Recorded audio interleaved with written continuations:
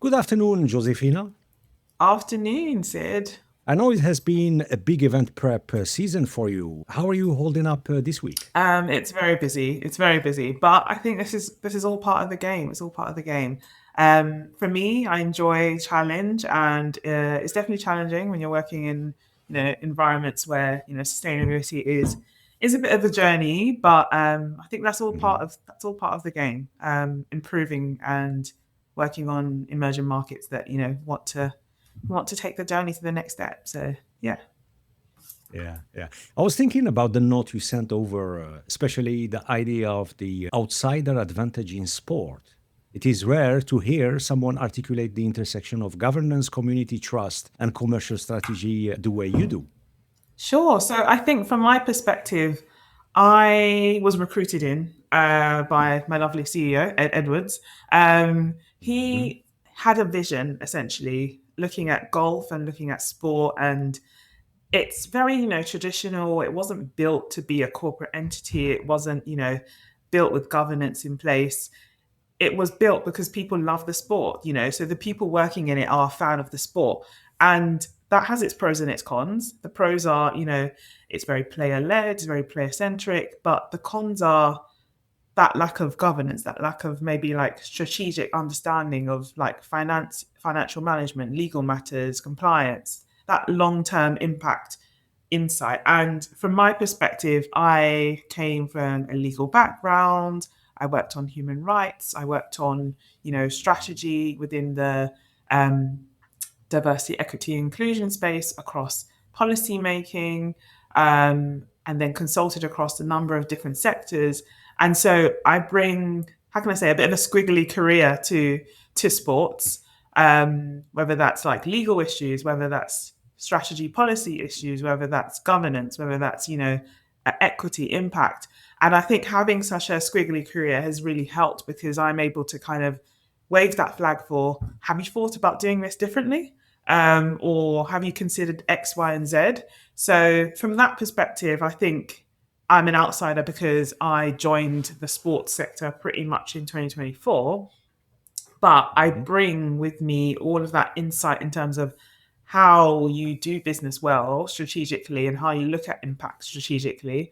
And I'm able to connect the dots, I think, between different sectors and the role that sport has in society, and it's a huge one. And I think there is something in saying almost when sport is trying to almost change the world, is it a is it a role that or responsibility that is beyond sport? Are we trying to kind of push for too much or ask too much of sport?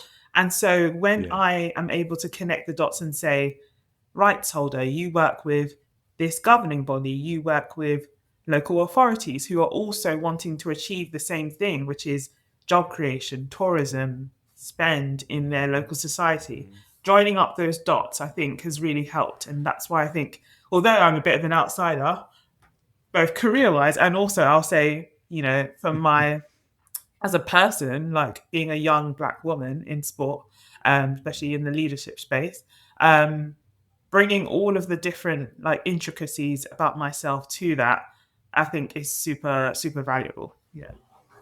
Yeah, love it. And you know what? He told me about sport being an immature industry full of opportunity. And what you said really stayed with me.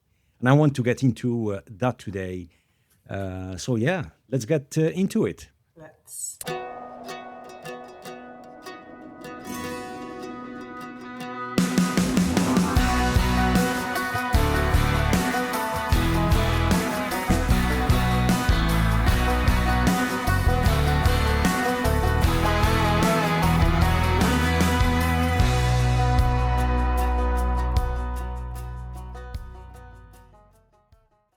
The following is a conversation with Josephina Oji, an impact strategist who bridges law diplomacy, sustainability, and business transformation across the sports world.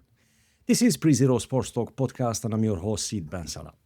Today, we delve into the power of being an outsider, out of the box, the soft power of social and environmental value, and how sport can rebuild trust and drive meaningful progress. Thank you so much for tuning in, subscribing, and supporting the show. Your support and financial contributions help us bring authentic voices, real stories, and conversations that go beyond the game. If you would like to support the show, please check the episode description for more. Josephina, welcome to the show. I'm really glad we get finally to do this. Yes, I am. I'll be honest. It's been a long time coming, trying to plan this, and it's the most busy event season. But yeah, I'm super glad to sit down with you and speak. I want to begin with the story behind your journey because it shapes everything we will talk about today, So you have moved between government, diplomacy, justice work, sustainability, and global sport. Did I miss anything here? It's been a long list. It's been a long list. I feel like I kind of coined squiggly careers before it became a thing, if I'm honest. And just naturally, I've always been super inquisitive. I'd be the child who would ask all the questions, why, always debating at the dinner table. And my parents would always be like, you need to be a lawyer because you don't know how to shut up. And I think to a degree, so I'm an early 90s baby. And from that sense, growing up and in school, we did not have that how can I say it, that career trajectory that I think Gen Z maybe today has. And in that sense, it was very like, you're 18, you're 16, what do you want to do with your life? And so there was if I'm honest, kind of very few pathways offered to us in terms of, you should probably do this, you should do that in terms of a career advisor at school. And so for me, it felt naturally to fall into law. So I studied law with international relations. I tried not to do pure law because I kind of on the side was thinking this is a bit boring. So I took some electives in that space. That was a good idea because then I was exposed to politics on a global scale, why governments are doing certain things and why they're trying to influence people, and also like the social contract of society, and everything was super interesting to me. Eventually, I found myself in the human rights space. So I did work on criminal justice issues, equality, diversity, inclusion within the employment space. And I felt quite a strong affinity to the fact that there are individuals who are literally potentially having their liberty at stake and they can't afford to have a lawyer. So they have to rely on legal aid. But the government is cutting funding to legal aid. So how are these people going to get represented? And connecting the dots and realizing working in law is working at potentially the point of like the worst point where you can't actually address any issue. It's reached the point where it's a litigation, it's a problem. I wanted to take a few steps back. I wanted to try and work on these issues before they reached a legal point. So I essentially transitioned into government and started working on criminal justice system policy because I wanted to try and look at, for example, the court service. Like, how can we make this more equitable? How can we give people a fair chance before it reaches, the state where they are, having to face the judge and the jury, in a sense. So I worked across government, transitioned into the Foreign Office, which allowed me to work on global issues. So I've always had that thread of equity. How do we make things fair? And at the Foreign Office, and I would say in the health department, were my biggest kind of areas where I was able to really kind of flesh that out. And I worked on some really thorny issues. And for example, how do we consider diversity and inclusion when looking at national security? You've probably seen like the conversation around terror and the way stop and search is used. And if we don't have good connections and relations with communities, how are we going to prevent these issues? So I was really raising the flag for diversity is super important in these conversations, equity as well. When we're like trying to get different countries to vote in our favor at the UN, why are we not leveraging Black British people or other ethnic minorities who exist within the British population? It was really interesting. We did at some point look at things like, when we spoke to Nigeria, we actually had Anthony Joshua, the British Nigerian boxer, actually engage ahead of some of our He's summits. cool. Yeah.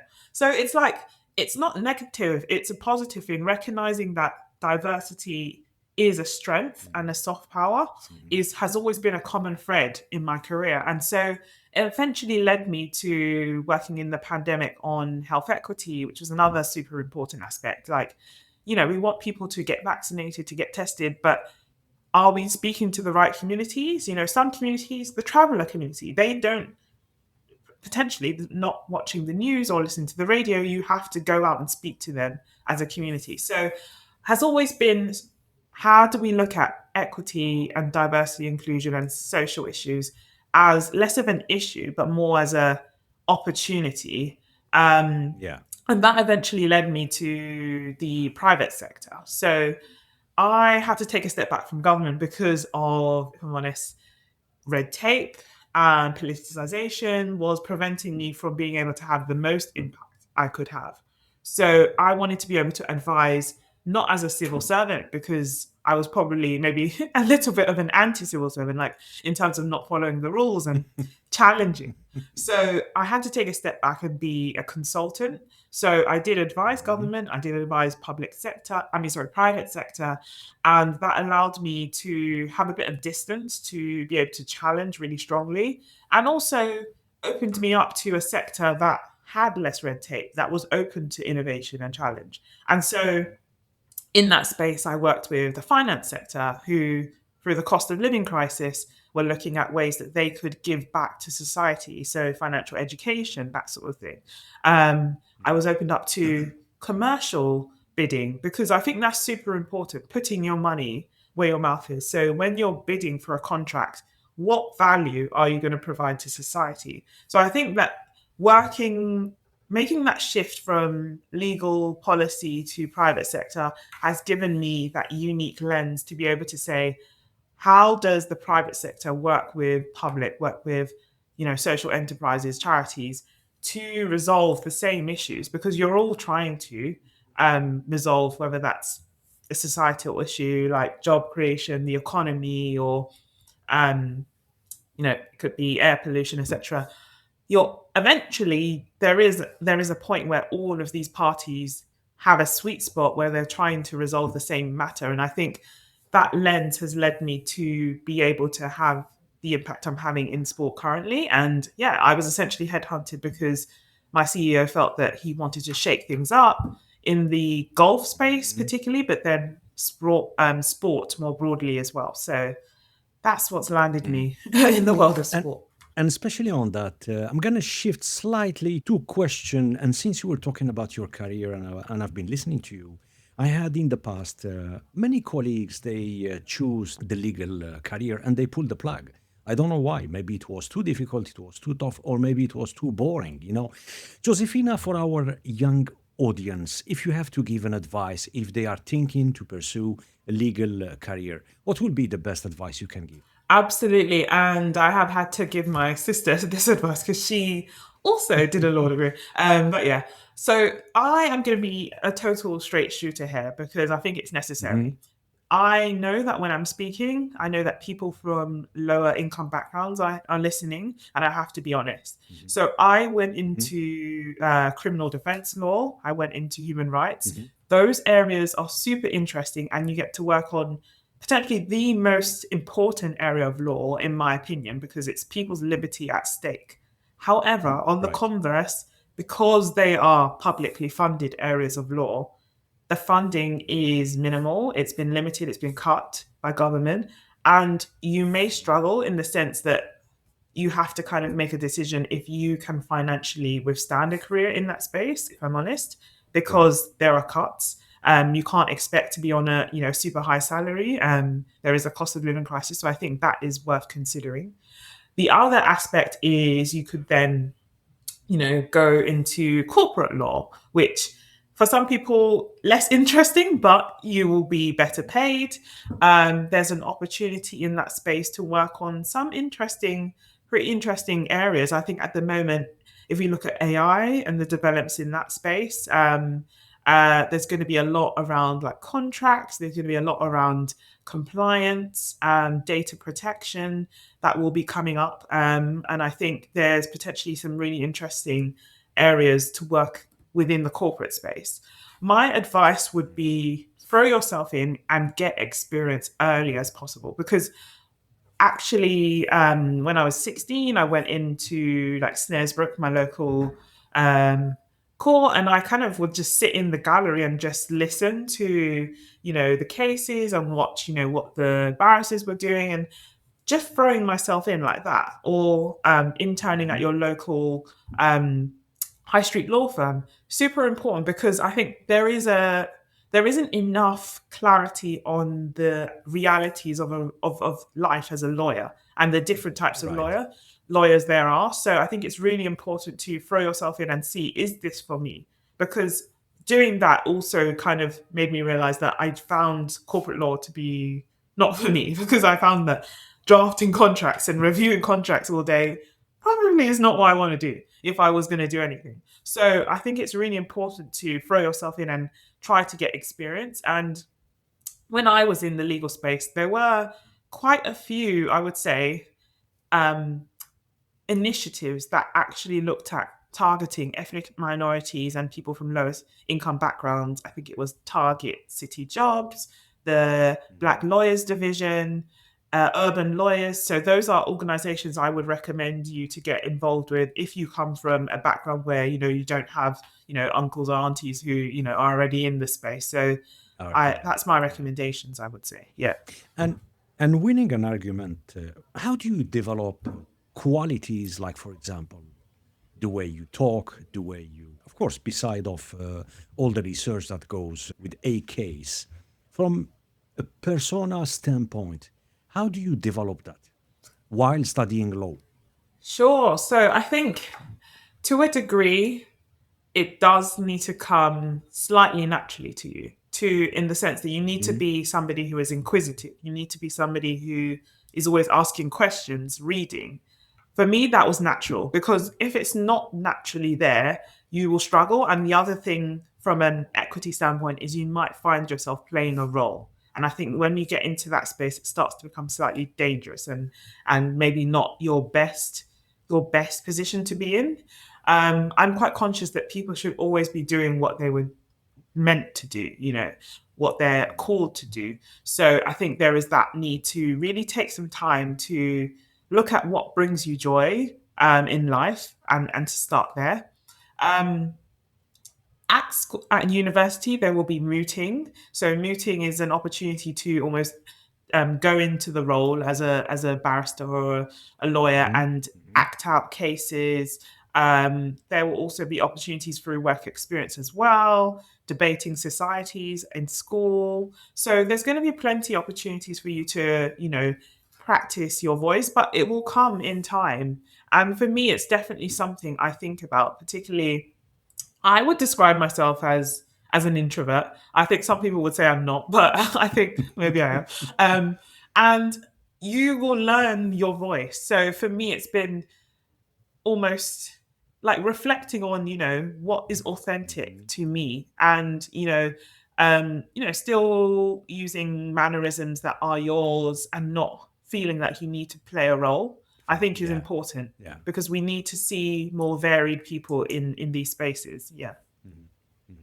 And my last question, would AI replace lawyers? Since we're talking about the youngsters and how tough and difficult for them to choose, prior going to university or choosing which career. We keep hearing, maybe the last 2 years, that AI is going to replace this job, that job, etc. And the legal industry is not immune. So, what's your take? Absolutely. So I do spend quite a bit of time watching young creators online on social media, and I feel like the topics that they are talking about very much align with this. There's a lady, I think her name is Steph, the founder, and she posted this really amazing video, which is basically the fact that the AI that we as a general population are using today is nowhere, it doesn't scratch the surface on the potential of AI. No. Yeah, Chat she's right. GPT, generative AI is really very basic. There are already in existence more developed platforms that you pay for, where if people who can afford to, there's Claude and other versions which essentially are not operating as an input LLM, which is basically like you just asking a question and getting an answer. They are building actual entities, and they are building apps, and they are building potential companies. These AI agents are. So just to give you an example, you could ask an AI agent to create an assistant, a secretary, or a contract reviewer, and those are actual jobs. So we do have to recognize that the potential of AI. What I will say on the converse is that my view is that, and I believe from like reading in this area, that AI cannot be allowed to just autonomously operate. There will always need to be people to manage AI, whether that's technically or from an ethical standpoint. I think because companies will be concerned that if they allowed AIs to operate autonomously, there would be that legal risk to them in terms of any issues that occur, who eventually would be, carrying the weight of responsibility. So I think seeing this as an opportunity to upskill, my ethos is always continuous improvement, continuous learning. So I took an AI ethics course over the winter break. Like, it's really important to wherever you see AI maybe impacting your potential field, upskill on it so you're ahead of the curve, so you know how to broach these things. Because one thing is that a lot of companies at the forefront are looking for when they're trying to hire people is people who understand how to use AI. So I think view it from that lens, and hopefully that should put you in a better position as time develops. What surprised you most when you stepped into the private sector from working for the government or being a public servant? Sure. So I think, if I'm honest, I'll touch upon that point that I think government work, specifically as a civil servant, hasn't had the best PR over the 5 years, if I'm honest. And as a civil servant, I do want to raise the flag that really important work has been going on over the past 5 years. At the same time, people working in government have faced multiple changes. Like, government has changed several times, even within a particular party, several different leaders. And then Tell me about it's it, insane. And especially where you are. the ministers as well. Like, every day is a new minister. So I think it's really important to register that working in government is difficult. It's trying to address serious, major issues which affect everyone in society, the economy, healthcare, security, big issues. And there are people working on these things and tirelessly, and yet the PR that they have has been not very great, if I'm honest, and is not representative of the people working hard within government. So when I made the transition, one thing I was quite conscious of is never downplaying like anything that I did previously, because I think super important work. What was positive for me was that there is red tape in government. So when trying to deliver some of these things I'm discussing, I have to go through like several stakeholders to get approval. And, it can be one person that blocks it and it's not going anywhere, which is, not the best. But in the private sector, particularly, I would say the company I'm working for at the moment, 54, it's very entrepreneurial. It's very kind of it feels like a startup. So we're encouraged to innovate, to challenge. And for me, that's been very positive, because that's always been the theme that I've carried throughout my career. And what I will say has been interesting, and has definitely been something I had to work upon, is recognizing that, how can I put it? You kind of are operating as an entity where you have to almost fund your way. So you can't just come at things from this is the right thing to do, we must do this. You can't only come at things from an altruistic perspective. And I think this is really important for sustainability and social impact, especially diversity and inclusion. I have always been somebody that raises the important flag for the business case of these things. Now, I get and I 100% understand this is the right thing for us to do. However, in a society where there is so much pushback at the moment and politicization and saying, why do we do this, particularly when budgets are stretched and tight? If you do not make a clear business case for doing these things in terms of why it's a competitive advantage to the organization, why it is opening them up to emerging markets, for example, you eventually will falter. So I always have looked at that as being a key area to develop. And it's been something that I have taken forward from my government days into private sector, that the business case behind social issues, social value, environmental Right. issues is at the forefront. So I think that has been my almost my crux that I've had to kind of, work on. As I made the transition. Yeah. Yeah. So you said you've been headhunted, and for sure, your company or your CEO now, your boss, he had the criteria list. I'm just curious in terms of why they picked you. That's number one. And number two, how does not coming yourself from traditional sports background give you an advantage in shaping impact strategy? Absolutely. So I guess he'll have to answer why he picked me. But what I will say is in the interview, the kind of things I spoke about Mhm. is the fact that I think, and I've mentioned it before, social value, social issues, working on these are a soft power. They're a competitive advantage. And being able to have that lens is quite a unique lens. And I think it's because I've worked on these issues within different sectors across legal, across government, across, consulting, and having that outsider view and being able to kind of really play the offense has really kind of helped me kind of champion challenge and innovation. And I'll give some examples. So golf is one example. I definitely came into the sports space as, somebody who, didn't know much about golf because, I wasn't exposed to it. Um, I come from a working class background, from like North East London. It's not something that I would naturally be exposed to. But I approached joining sport as an opportunity to learn. So I would sit down and I would talk to people who have, lived and breathed golf for their past, 20 plus years. And I really took from that this is an amazing sport, but it's built by, people who enjoy the sport, who maybe are ex-players of the sport. And it's very much that player perspective, but it lacked that corporate entity, traditional Right. governance, almost like in the space where Formula One was like maybe 20 years ago, if I'm honest, that member-led approach, which is great for the game, but not great for the longevity of the game, if I'm honest, because of the strategy and that important And aspect. Yeah. yeah, sorry to cut you, Josephina. What was your perception prior taking golf about the sport itself? What was exactly your perception? So, if I'm honest, it was the stereotype that it's for Hmm. older men, businessmen Hmm. who, white men probably, who want to, Yeah. work on some negotiations and do some business deals.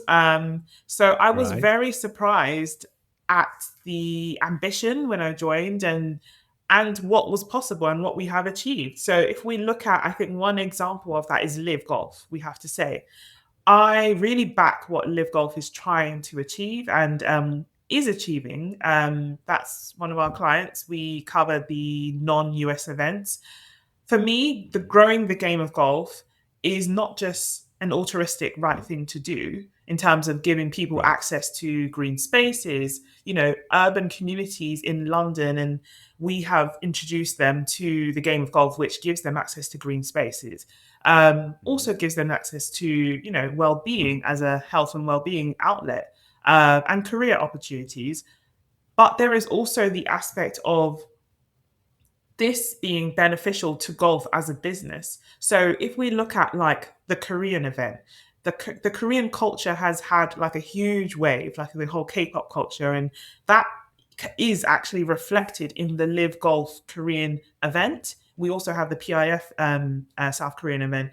The numbers that the events are able to drive, the connection to culture, and the kind of new audiences this is opening up golf to, this shows you that when you are working on, social issues, diverse audiences, it's not just altruistic, it's also paying it back. There is a return on the investment there. And I Yeah. think there's something about noting that Black audiences as well aren't just a charity case. So Mhm. in South Africa, for example, we're going to be in South Africa for the first time at the end of March. That event is looking like it might threaten the Australian event because there is so much demand and interest in that event. And we're looking at, Mhm. how can we support Black talented golfers as well to move from amateur to professional. We're also looking at targeting the event to Black professional audiences as well, paying audiences. So I think it's really important to look at social issues and looking at, DEI, not just from that altruistic perspective, but also this is Yeah. helping you enter emerging markets. Like this is actually helping your business. Um, and I think will help the golf product. I know some people are skeptical about Live, but its potential of what it has to support golf to grow and for Mhm. longevity, not just socially, but environmentally. Events, venues are impacted by the environment. You have to water a golf Yeah. course. In many of our locations, there are droughts. So if you don't consider these issues, the golf course won't be there in a few years' time. You can't justify the value to the land that you're holding. So Mhm. from my perspective, I see it as a power for the golf industry. Yeah. Right. What blind spots do insiders sometimes have that outsiders can't see clearly? Yeah, that's definitely a good point. I think it's the ability to partner and work across horizontally. I think sometimes when you're so caught up in an industry, it's you view everyone as a competitor.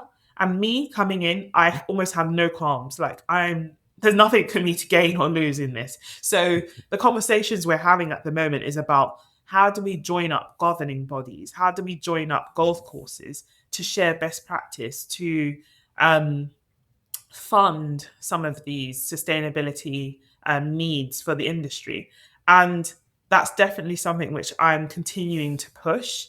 We're working with the likes of GEO, which is the Sustainable Golf entity, and how we can look at, joining up, parts of the US and other parts of the world who work in golf to achieve similar aims. So I think that ability to, yeah, collaborate as opposed to viewing other entities as a competition, I think is Mhm. definitely one of those. And did you face any challenges for being an outsider in this industry? Yeah, Where quite often, I must say, the sports industry, as far as we see, it's like this box, and we don't see beyond that box. yeah, absolutely. I will be 100% honest with you, and I think I need to speak Mm. at this from a nuanced perspective. So I'm young. Mhm. I'm in my early 30s. That in most Mhm. rooms that tend to be young. Threatening. It's threatening. um, uh, Black and female, and also from a Yeah. working class background. And then also I'm an introvert as well, I think. But so I'm almost like a triple threat or more. So from that perspective, there is so much nuance there. And so when I walk into a room as a Black woman in Mhm. sport and also in golf, I'm a super minority. When people meet me and they're like, "Oh, you're the director," it is something to say.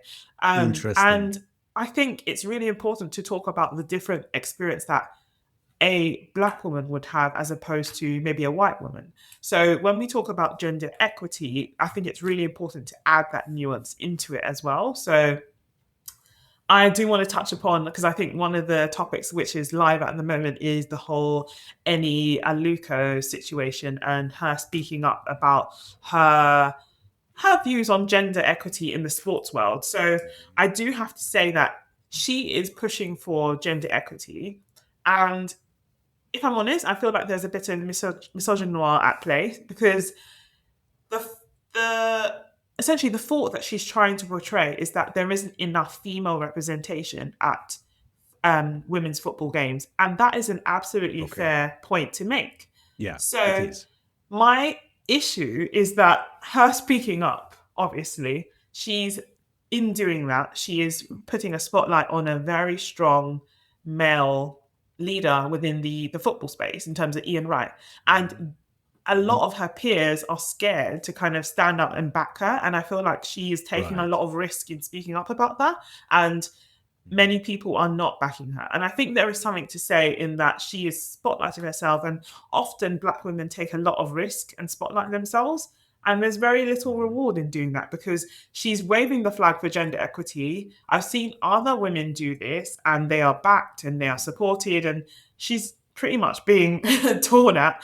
Um, I don't see her getting the support that I think she should be getting.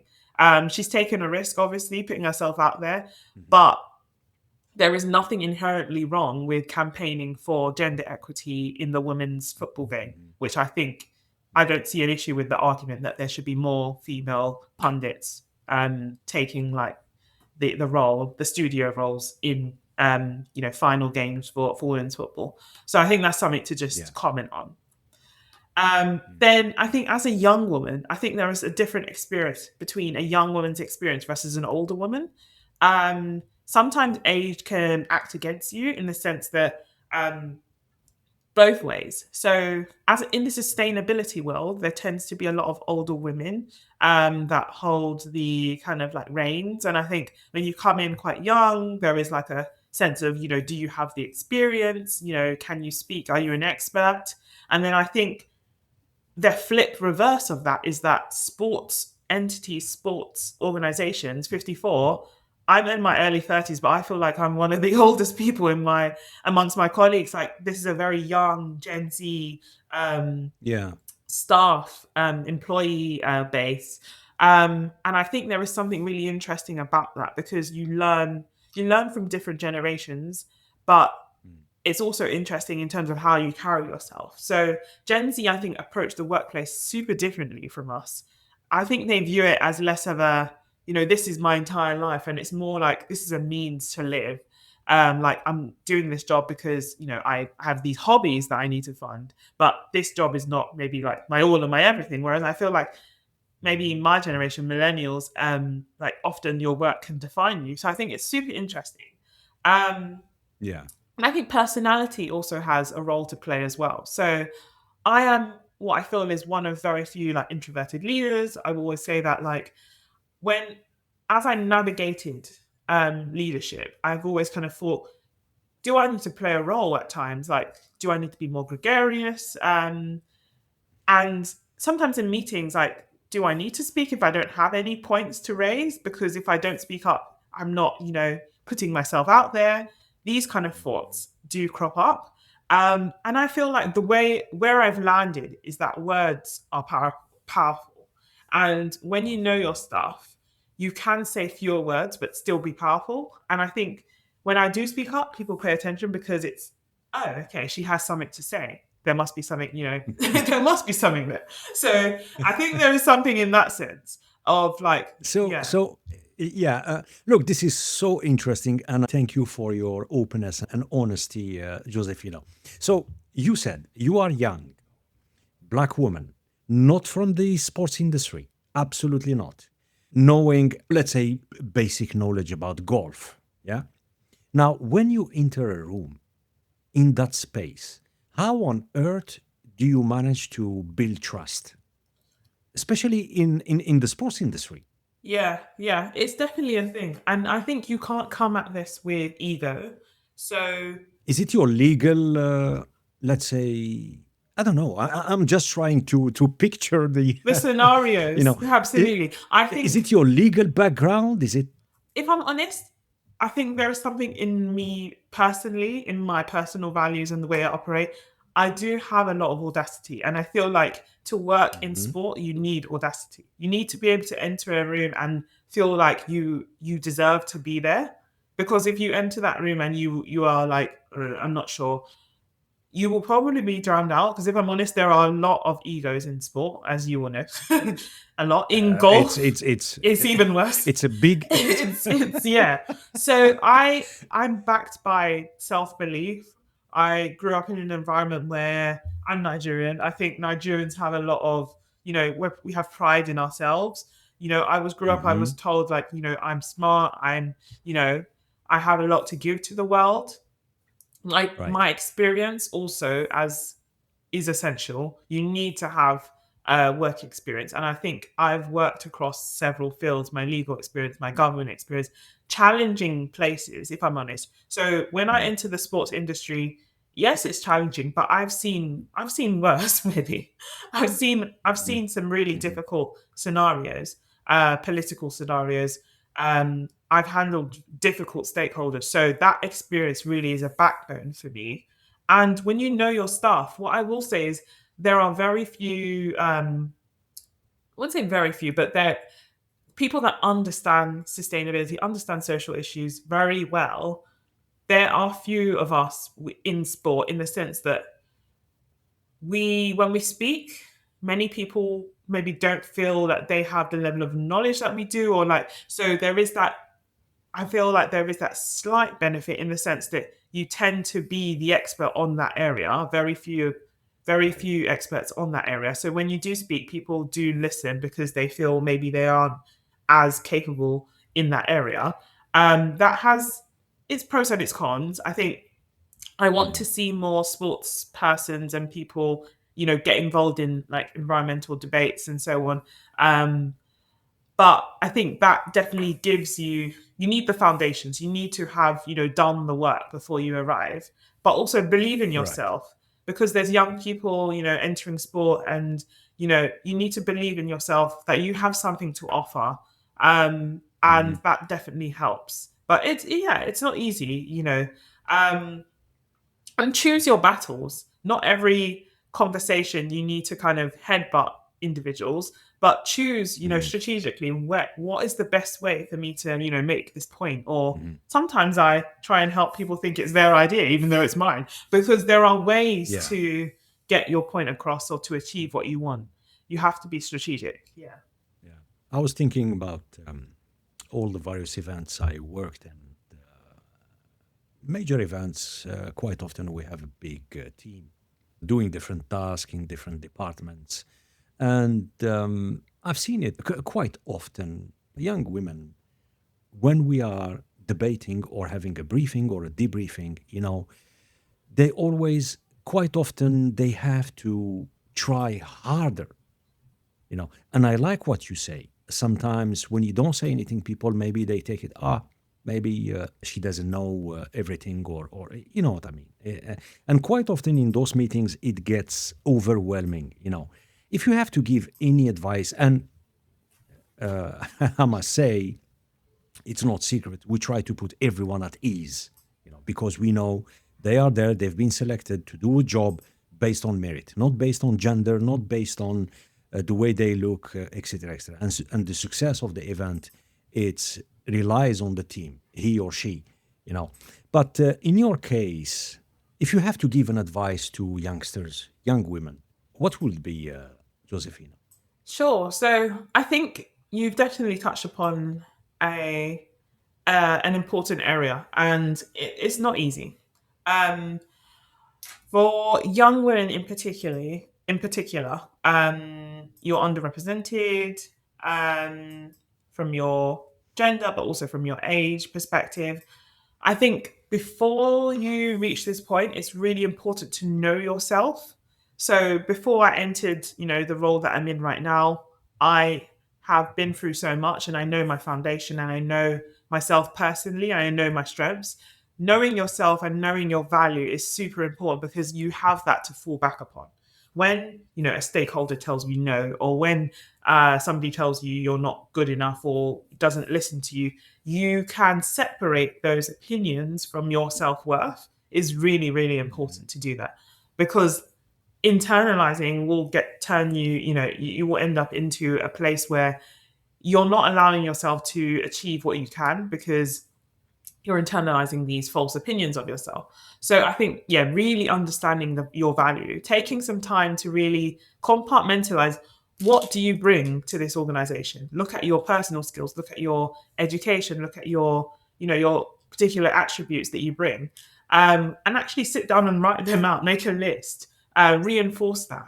I do really, really kind of emphasize like having visual reminders. So like in my office, in my at home, I will have like if I get a message from a client that was like really pleased with something I delivered or an award or something, put these things up in your space. Like remind yourself of your value. I think it's really, really important.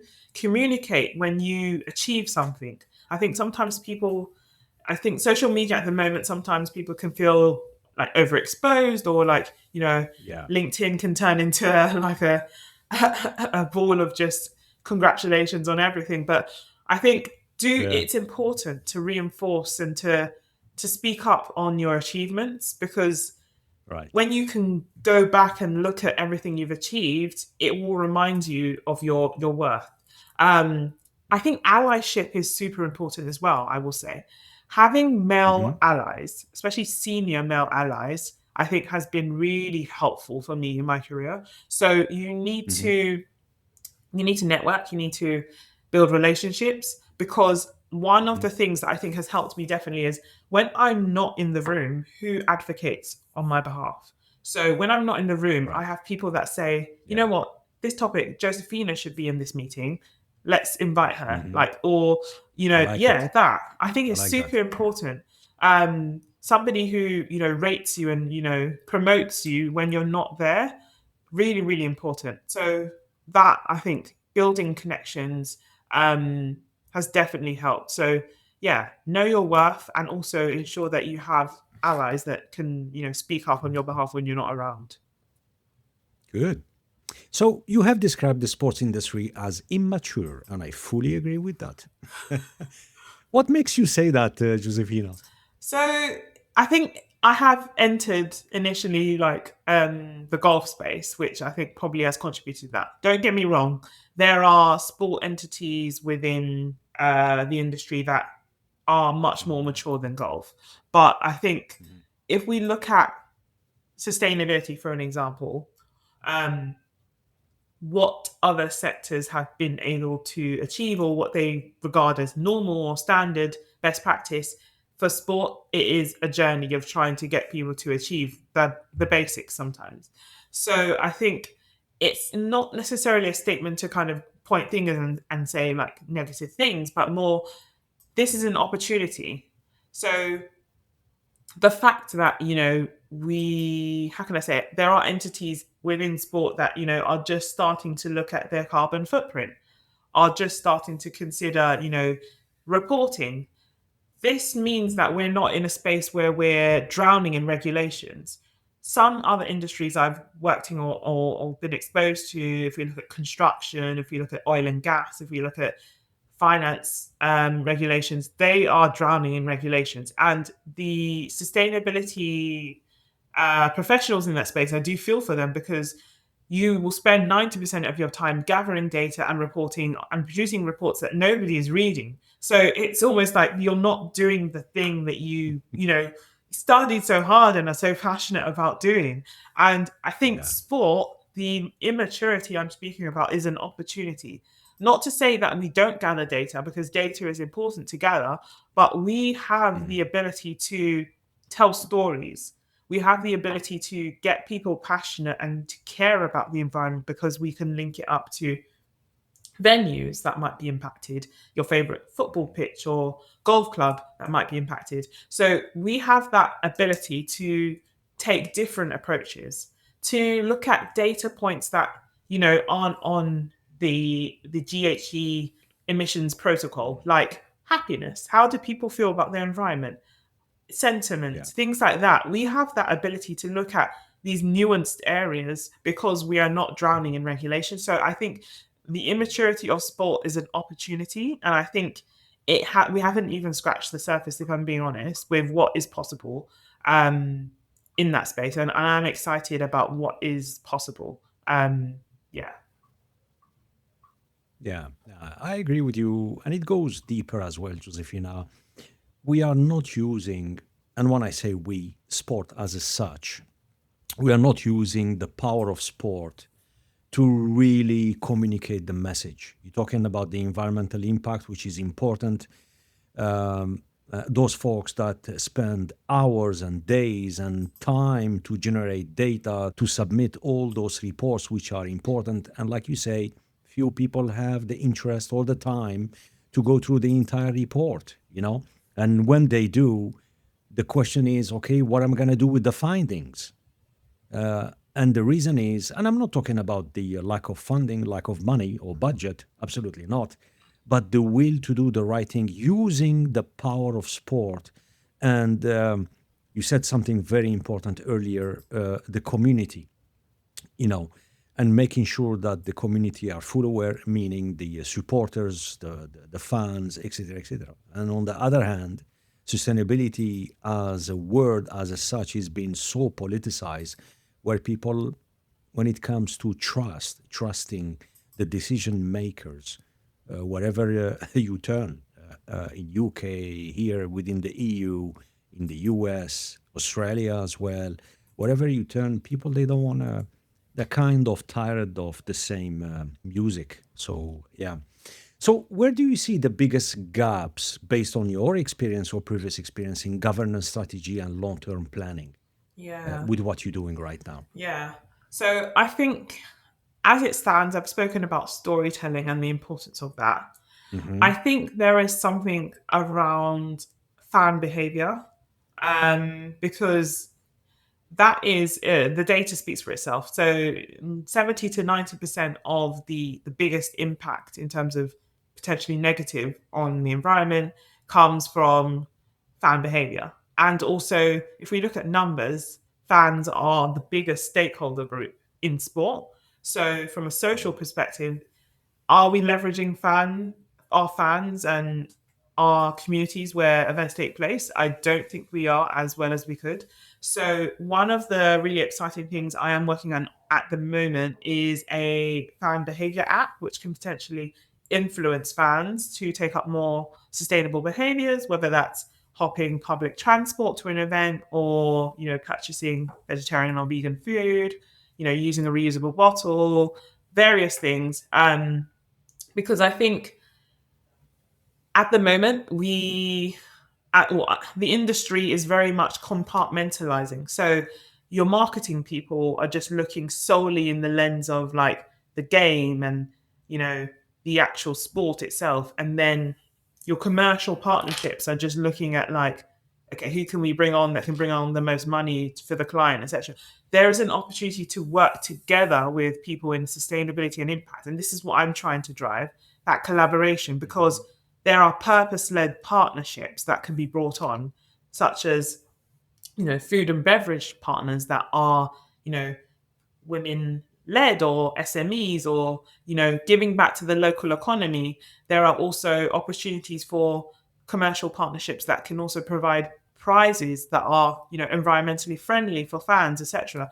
When you're looking at merchandise, and then marketing, there's an opportunity there as well. So through the fan app, which would sit on the traditional sports right holders app interface, you can give fans that you thought might not have cared about the environment opportunities to engage with the environment, opportunities to engage with social issues on the app. We need to look at things in a more cohesive way. I think currently it's still a bit siloed. So what I'm trying to do is create that connection between the different people who work in sport to understand that we can jointly work at things together.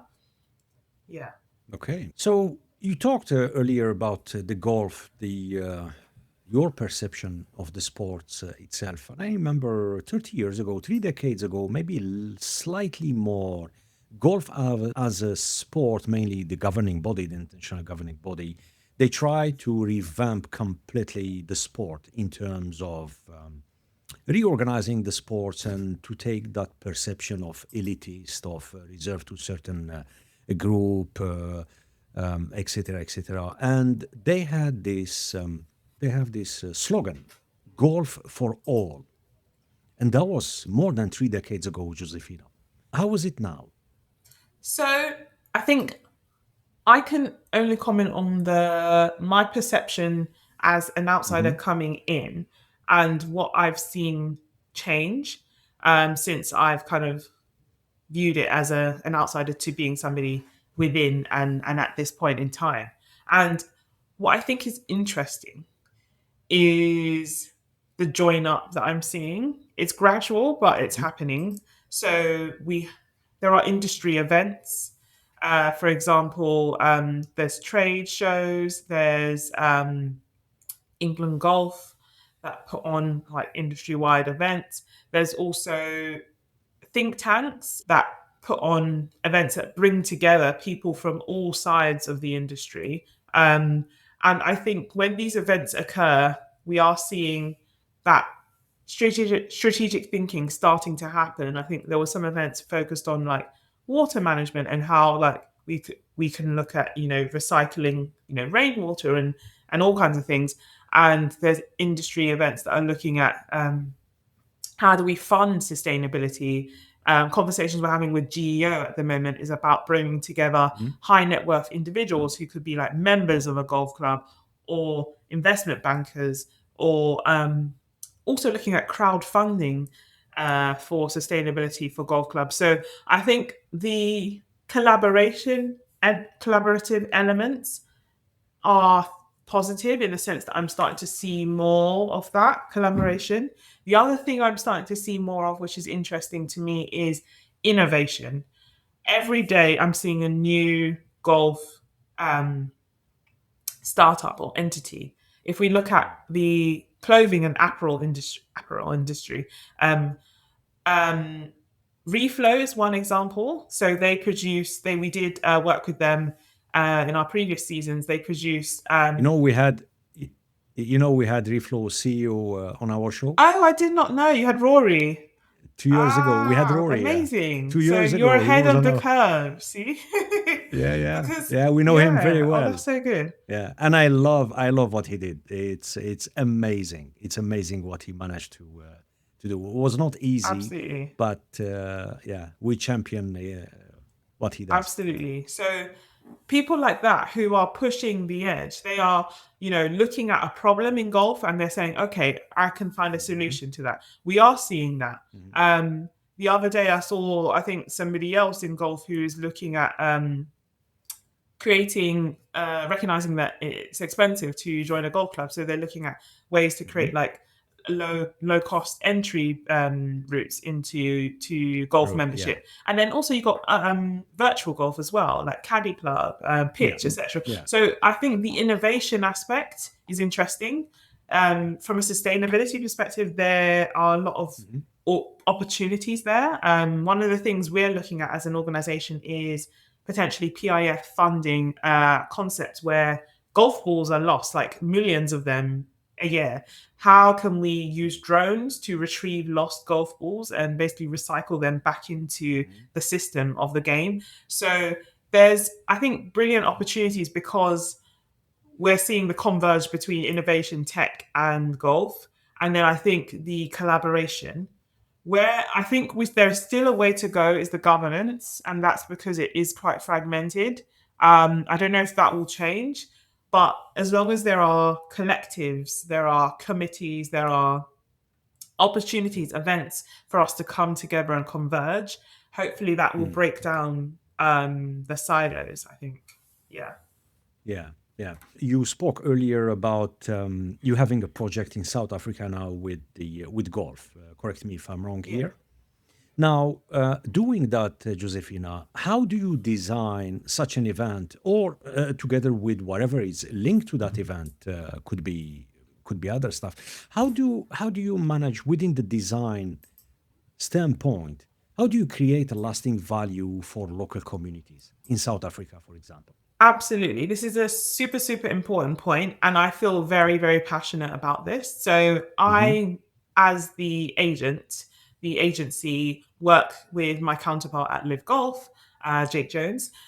So he will explain his ambition in terms of what he wants to achieve, and I will give advice as to what I think are the best ways to achieve that. So some of the things which, we've discussed and I'm kind of working on is the fact that South Africa, as we know, has that history, obviously of apartheid and obviously of racial inequity. And what can we do to bridge that gap through the game of golf? So there's a few things we can do. So the event is taking place in Stain City, which is essentially just out of Joburg. I particularly recognize that there are loads of townships where Black people are living in conditions which, don't marry up to their white counterparts. Is it a one-off event or? It's a multi-year contract, but I can't comment on how Fantastic. far that reaches. But Yeah. so the idea is, as well, that's a really good important point.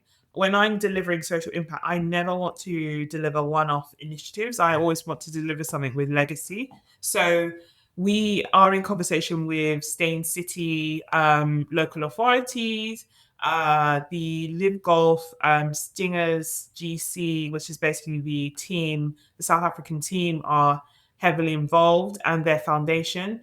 One of the initiatives is about taking primary school children within Diepsloot, which is the one of the townships quite close to the golf course, that houses communities that are deprived, and exposing them to golf as an opportunity from a well-being standpoint, giving pastoral care, emotional care as well to the families, the schools, providing them with equipment from an education standpoint. So I think that is exposure and early years opportunity for young people for them to understand that there is opportunity out there for them.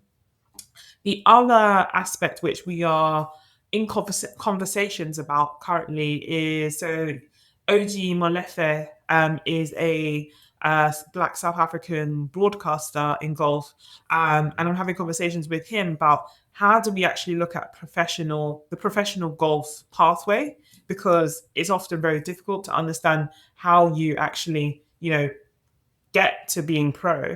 So we're looking at an opportunity to potentially fund golf equipment and PGA training for Black amateur golfers who are talented enough to become pro, but they just lack those resources to get there. So that's something we're working on at the moment. So I'm quite excited about the South African event. We're also looking operationally from a sustainability perspective at biofuels and working with Black-owned fuel providers as well. So there's so many opportunities there, and I'm quite excited about the potential for what we can achieve in South Africa. Fantastic. Get Tiger Woods as well. No, unfortunately. Get him. Unfortunately. You will. Yeah. And, sometimes you need a figure like Tiger, especially to inspire the little ones. I think that's a really, really important topic, and I have deep conversations with my good friend Ray. I don't know if you know Black British golfers, but they're an association that focuses on getting more Black British people into golf. And I have good conversations with him about this, because if, for example, he gets young people, Gen Z age, sometimes millennials, but into golf through virtual golf. He often is positioned in like Greenwich, East London, and so on. One thing he does is he always asks the young people like who they know, like who's famous in golf, do they know anyone? And what's quite sad is like Gen Z, apparently there's a number of Gen Z people that don't know who Tiger Woods is. Serious, genuinely do not know who he is, as in his name or like visually. And when you think about the weight of Tiger Woods for the golf industry, how powerful he was and still is, there are people out there that do, like young Black people that do not know who he is. And I think that's quite scary and dangerous, because as time changes, losing such representation and understanding of the weight of that representation is kind of scary. And we almost have to find a new Tiger. What he did to the sport, Josephina. What he did to the sport, it's massive, absolutely massive. He lifted the entire golf worldwide. Absolutely. I've been reading. I've got it here today. This is my current read. Can you lift again the book? Sorry. If you want to do a picture. But I've been reading literally. Fantastic. We cannot deny that it's there is no one I talk to when it comes to golf that doesn't know Tiger. You know, you like him or you hate him. His legacy is beyond the person. What he did to golf, it's amazing. It's just amazing. Absolutely. Like the brand Yeah. deals, like golf didn't get those brand deals before. Like No, he really no, put it on a absolutely different not. level. It was like No, the MJ level. Yeah. viewership, the streaming Yeah. services, the deals that went behind, because of him. Yeah. When he was, I mean, bless him, he's been injured.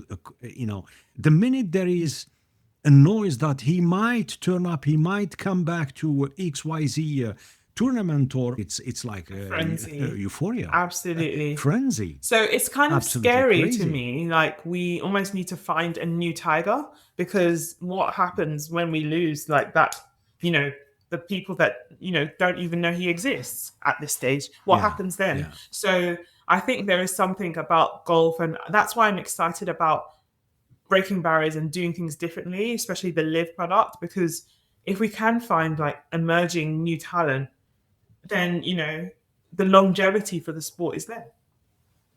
Especially for the little ones, boys or girls, it doesn't matter. You need a figure like this to inspire them to.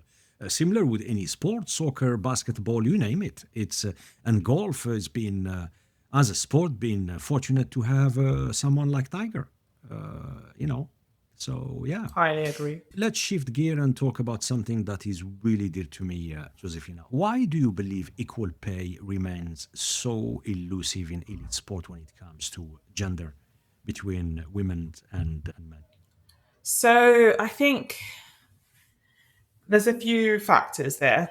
So I think Mm, there is the people will say, is it generating enough revenue? For example, some people will say that argument. Are we bringing the sponsors to enable that level of pay? And I think you could have made that argument maybe 5-10 years ago. I think if you look at the game of particularly like football and also rugby, mm. it is actually making those steps, and we are seeing bigger sponsorships and more viewership and so on. So I think that argument is slowly becoming weaker in terms of the ROI, but it is an argument which is made.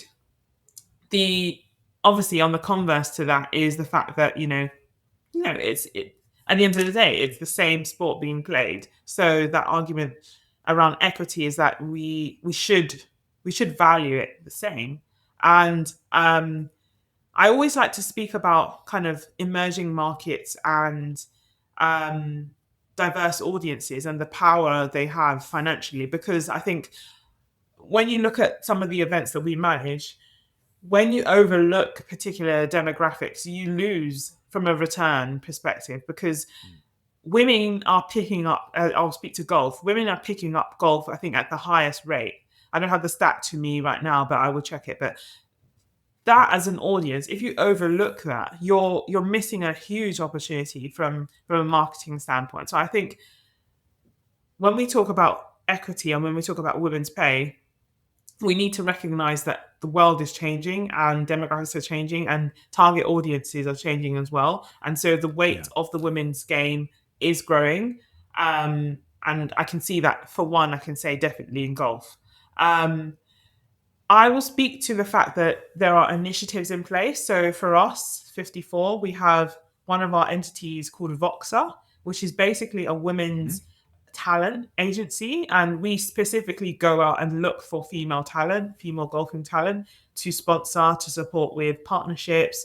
Um, and we see it as our role to amplify that talent because, you know, we understand where the industry is heading. And, you know, also we have partners in this space such as Golf Saudi and PIF, and people have a lot to say about Saudi, but I will say they are putting their money where their mouth is. So the PIF Global Series is the highest paid female golfing tournament in the world. So no other entity is paying women what Saudi are for golf.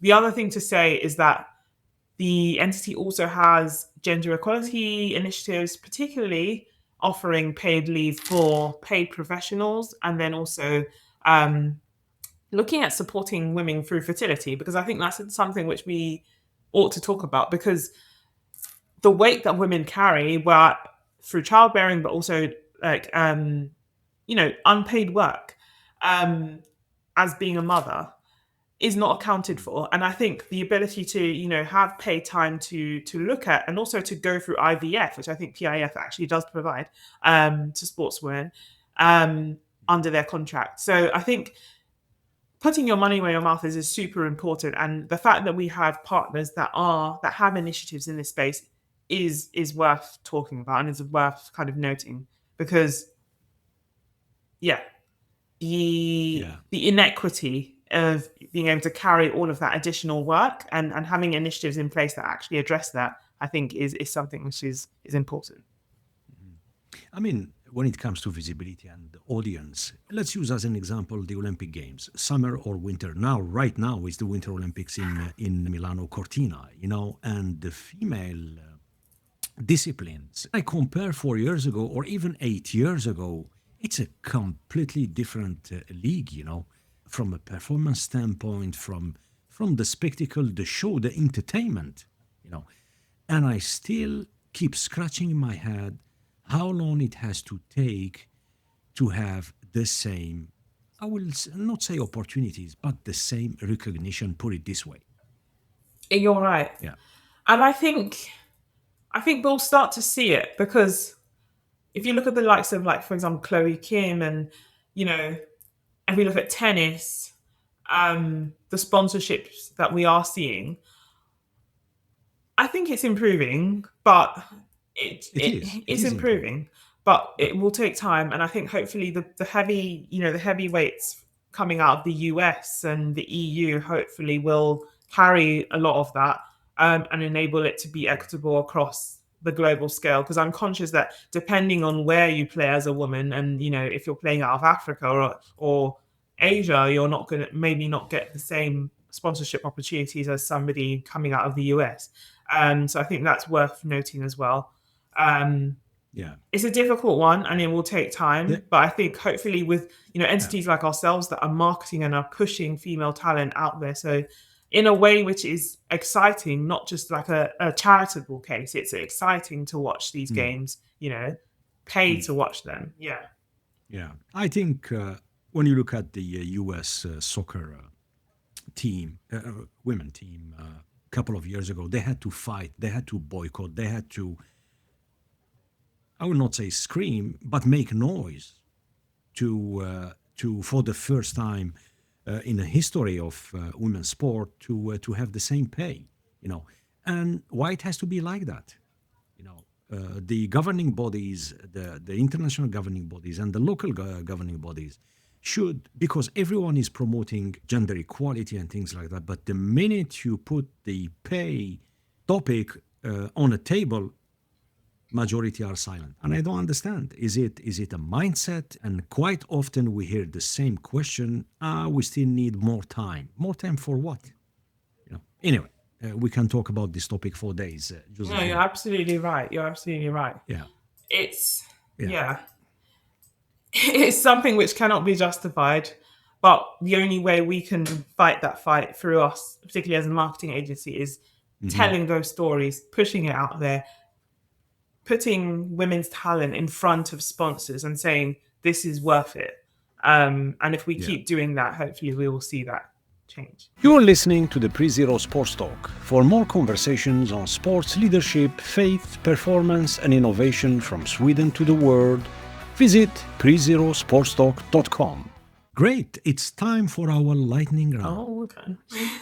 Ready for speedy Q&A? Okay, we'll see. So, morning person or a night owl? I was late today, so I think that answers the question. Night owl. It's a bit of a shame, because I feel like the world doesn't like us. So it's a difficult one, because I want to live in my truth as a night owl, but then it means I'm late to everything. And Coffee, tea, or something else? Tea. I'm a tea person, which makes things awkward when everyone's like, "Do you want to get a coffee?" And I'm like, "No." But yeah, I am a tea person. Yeah. Yeah, a book that changed how you think. Should I show the book again? Yeah, Yeah. go ahead. So I'm very like I really love this book. I'm actually going to take a screenshot, but, because When was it published, the book? it This is the first time I've seen it. 2019, I believe. So 2019. 2018. 18. Yeah, 18. Yeah, I see. Yeah, I see so it. Yeah. I'm going to do a screenshot just because very quickly. My view is that I'm really interested in messy problems. And so when I read about people who are genius in their fields, I feel like it gives me ideas and ways to resolve problems and things like that. And one thing I've really learned about reading about him is that he was never, how can I say it? I have to be careful choosing my words. It's not that he was born a genius at golf. He persisted. He literally played golf like almost like to a point of obsession because through his dad, he was in a sense forced to, but it kind of gives you that advice that persistence will get you to success. So you might not be the best at something, but if you do it consistently every day, if you obsess over it and you don't stop, you're almost like knocking down on a door. It will eventually fall down. You will get there. So I think that has been a really, really helpful bit of advice from Tiger's life, which is kind of been interesting about the whole genius versus who works harder aspect. Yeah. Persistence, commitment, hard work, showing up, and never pull the plug. Absolutely. Never give. Agree. Yeah. A mentor who left a mark. So for this one, to be honest, I kind of struggled with, because I feel like I don't think I have one particular person, and I feel like I take value from different people and everyday people that I meet, because I feel like everybody has something to give to the world and to society, and I think I'm inspired by different things. So when I say that, I mean the kind of people in my kind of network and my community are so varied. So, you know, I talk to people who are scientists, I talk to people who are in the arts field, and I feel like everyone has different value to give. And so I kind of feel like I don't have a number one mentor. And also a lot of people that inspire me, I wouldn't even call them a mentor. They're just a friend, or they're just somebody I know of. So I don't have a number one mentor, but I feel like what I will say is be inspired by everyone, because everyone has something to give to the world that you perhaps may not have thought of. So that's my response. A city you love working in. So I feel like if it's not work, it would be somewhere in the Caribbean. But the Caribbean, I was in Antigua for I don't blame you. I was in Antigua this Christmas, and it was amazing, but I couldn't imagine like actually working, because I would be but yeah, work. So in terms of the cities I've traveled to, I did really like Singapore, because I feel like it's a city where this is what happens when a state prioritizes the well-being of their citizens. Like everything is built to make everyone's life easier and simpler, even if they don't, have a lot financially. They're provided for, they have housing, I think it's a city that prioritizes the betterment of its citizens. So I really appreciated the way it was structured.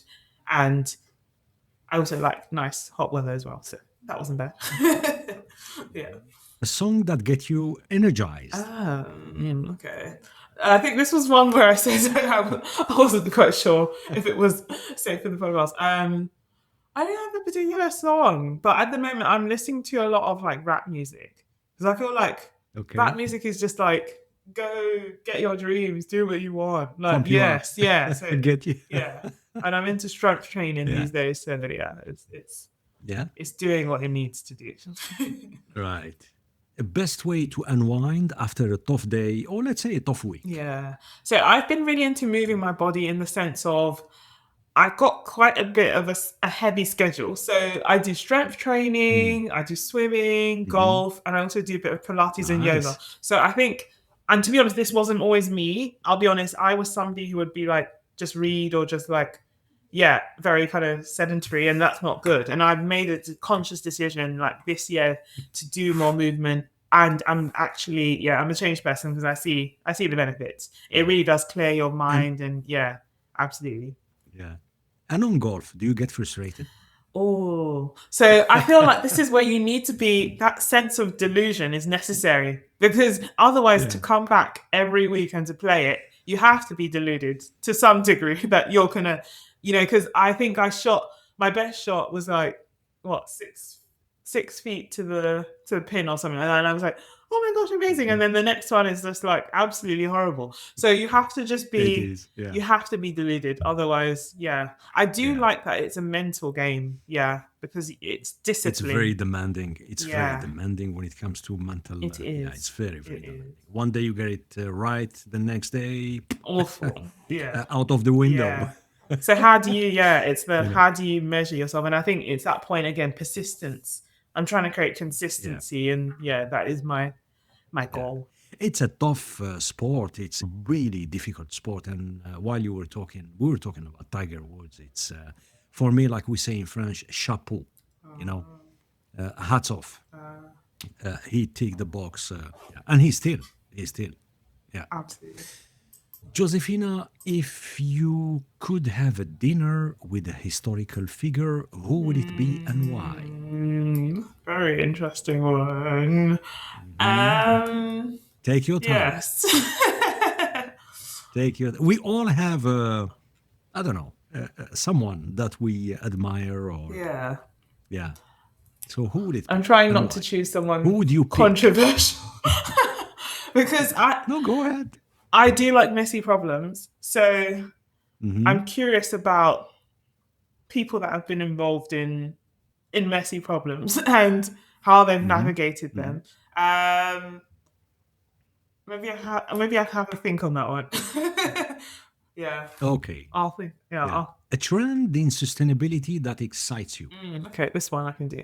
So I feel like, to a degree, I'm probably going to get some hate for this, but AI, in the sense that I think, as I mentioned before, about data, dirty data, and trying not to waste all of your time on data, there is something around AI replacing the data capture process. So I'm not saying it interferes with integrity of data. We'd still need to have that data within our ecosystem, whether that's documents, Excel sheets, emails, etc. But the task of spending hours of chasing people for data, I think AI's ability to pull data automatically from, the ecosystem of your computer, so that you can then crack on and understand the impact that your organization is having. I think that's exciting. To not spend 90% of your time chasing data, I think, is something exciting. So we'll see. Okay. We'll see where it gets to. Your legacy in one sentence. Wow. I think for me, I'm a bit unstoppable in the sense that, I have had uphill battles personally, professionally, and I'm a little bit deluded. I just always get up and I keep going. I'm always no matter what comes my way, no matter the setback, I'm always going to keep going. And I think to a degree that has helped me get to where I am today, because even if somebody says no, I reflect and I pivot and I find a way forward. So I try to be unstoppable. Josephina Oji, thank you very much for joining us today and sharing your insights with our audience. Thank you so much. It's been a super interesting conversation. I've really enjoyed it. It's been great. It's been therapy for me as well. Thank you. And to our listeners, I leave you with a few words from Angela Davis. One said, "I'm no longer accepting the things I cannot change. I'm changing the things that I cannot accept." Today's conversation reminds us that sport, at its best, can be a vehicle for exactly that kind of change. Thank you. Thank you, Sid. We want to thank you for joining our show. If you enjoyed this episode, we have more for you. You can now watch the entire episode on our YouTube and Spotify channels. While you're here, subscribe and don't forget to tap the bell. Visit PreZeroSportsTalk.com to explore more conversations on sports, leadership, faith, performance, and innovation. From Sweden to the world. Until next time, stay curious, stay inspired, and make a difference. We'll see you soon. Take care.